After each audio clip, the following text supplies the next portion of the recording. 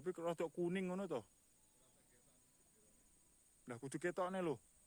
Kudu ketokne. Ya, selamat sore teman-temanku semuanya, dimanapun kalian berada. Semoga teman-teman selalu dalam keadaan yang sehat dan selalu dimudahkan dalam mencari rezeki. Berjumpa kembali bersama channel Modal Nikah Cerpen, channel yang berisikan tentang konten vlog yang disertai dengan konten cerita. Jadi dalam satu buah video, teman-teman bisa menikmati dua hiburan sekaligus. Yang pertama adalah pemandangan alamnya, dan yang kedua adalah isi dari ceritanya. Baik teman-teman, untuk cerita kali ini masih melanjutkan cerita Naila ya. Dan sudah sampai di episode ke-27. Dan seperti biasa, di sini saya akan memberikan cuplikan alur ceritanya. Jika teman-teman merasa terganggu dengan adanya suara yang saya berikan, silakan dikecilkan atau dimatikan tombol volumenya. Jam sudah menunjukkan pukul 9 kurang 20 menit. Pak Urip yang sedang berada di dapur rumah majikannya bersiap untuk melancarkan aksi selanjutnya. Pertama, ia ingin memeriksa keadaan majikan alimnya terlebih dahulu. Apakah majikan bercadarnya itu sudah berubah menjadi lote, seperti yang sudah dokter itu bicarakan? Atau masihkah majikan bercadarnya itu menyembunyikan sifat lainnya demi harga dirinya sebagai seorang ahwat yang sudah bersuami? Patut ditunggu. Apapun hasilnya, saya akan menyenangkanmu lagi hari ini, ujar Pak Urip yang begitu merindukan gua ternikmatnya setelah kemarin ia tak menemuinya demi mengurusi obat yang ia beli dari dokter tersebut. Ia pun bersembunyi di dapur sambil membuat kopi untuk menyemangati dirinya sebelum menyenangkan ahwat majikannya. Ia semakin tak sabar. Hampir setengah jam setelah mandi, kok Non Naila belum keluar dari kamarnya ya? Ujar Pak Urip curiga. Pria tua berperut tambun itu pun berjalan menuju kamar Naila.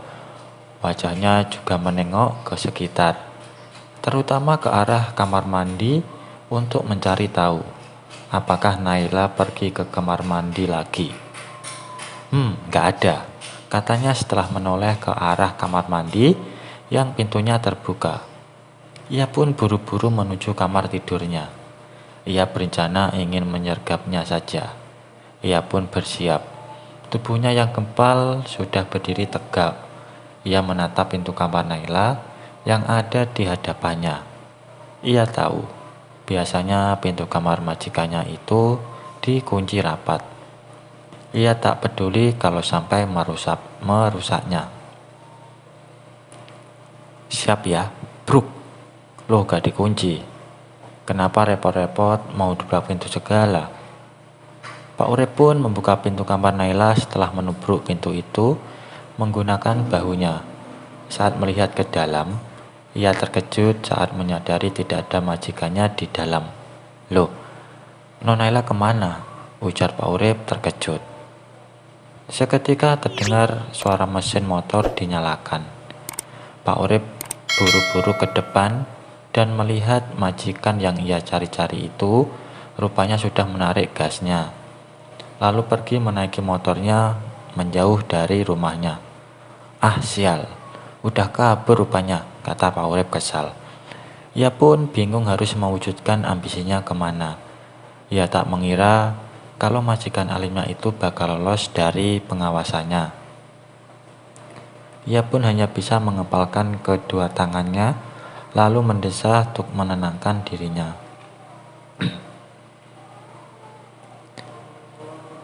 Habis lampu merah terus belok kemana ya?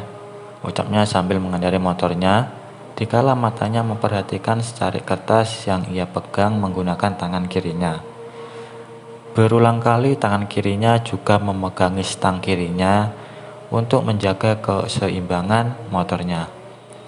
Saat ia menemukan adanya belokan, ia kembali memperhatikan kertas itu untuk mencari tahu sudahkah waktunya untuk berbelok atau terus lanjut agar bisa menuju tempat tujuannya. Naila saat itu tampil cantik dengan gaya busananya yang terlihat seperti wanita muda yang belum menikah. Ia tidak terlihat seperti biasanya.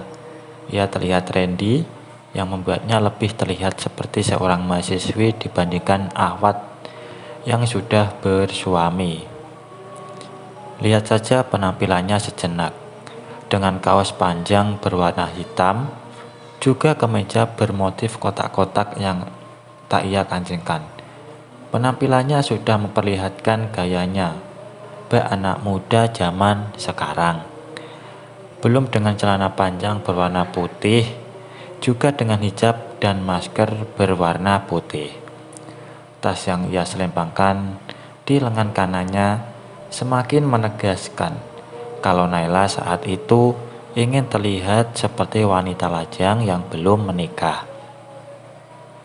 Sambil menunggu lampu merah berwarna hijau menyala, ia pun melihat ke sekitar untuk menghafal rute agar nantinya ia bisa lebih mudah Anda ingin datang ke rumahnya lagi. Oke, lampu udah hijau, waktunya aku jalan lagi, kata Naila sambil menarik gas motornya. Motor yang Naila kendarai terus melaju dengan kecepatan pelan. Kepalanya terus menengak-nengok ke sekitar untuk menghafal jalanan. Hampir 15 menit ia berkendara, tak terasa ia menemukan jalan gang kecil yang merupakan rute terakhir menuju alamat yang ia cari-cari. Jadi ini jalan gangnya. Cukup kumuh ya di sini, kata Naila saat melihat betapa sempitnya jalan yang harus ia lalui. Bukan sempit secara harfiah, bukan karena sempitnya gang yang harus ia lalui, melainkan karena banyaknya pedagang kaki lima serta pejalan kaki yang sering berlalu lalang di gang tersebut. Naila pun melesah pelan. Ia bingung memikirkan cara agar motornya bisa masuk ke dalam gang tersebut.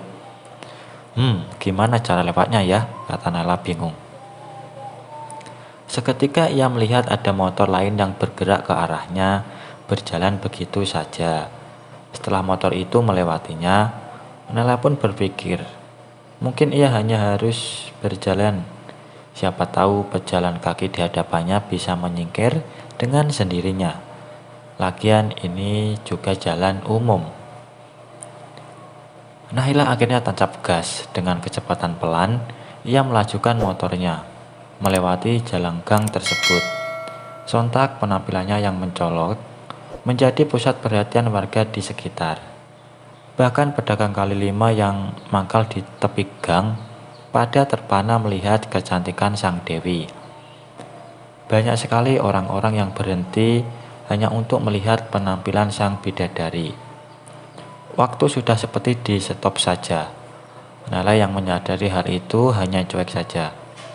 Ia pun terus melaju hingga akhirnya ia tiba di sebuah rumah yang tidak terlalu besar namun cukup layak untuk ditinggali.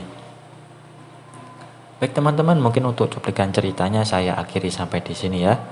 Untuk lebih jelasnya silakan teman-teman simak ceritanya sampai selesai supaya tidak ketinggalan sama alur ceritanya. Kalau ada salah pengucapan maupun penulisan, saya minta maaf yang sebesar-besarnya. Semoga teman-teman dapat terhibur dengan cerita yang kali ini saya sajikan, dan nantikan kelanjutan ceritanya hanya di lain kesempatan. Saya ucapkan selamat sore, selamat beraktivitas, dan terima kasih.